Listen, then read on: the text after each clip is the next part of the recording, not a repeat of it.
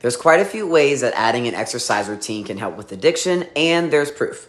So let's start with the physical improvements. Engaging in regular exercise can help repair damage that's been caused by substance abuse and promotes overall physical health. It can aid in restoring the balance in your bodily systems that have been disrupted by the addiction, such as cardiovascular, respiratory, and even muscular system. Exercise also stimulates the release of endorphins, which are our natural mood lifters, helping individuals manage cravings and withdrawal symptoms. Some of the mental health benefits of exercise is known as reducing stress and anxiety and depression, all of which are very common triggers for substance abuse itself.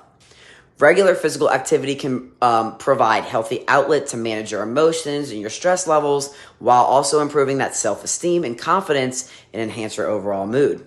It helps individuals develop great discipline and routine, which is an important aspect of maintaining your sobriety. And the proof, well, here are some statistic percentages from a study done of over 400 participants who added an exercise routine during their recovery. 71% felt more increased in connectedness, 78% more hopeful, 67% felt stronger self of identity, 72% felt increased meaning for life, and 72% also felt more empowered.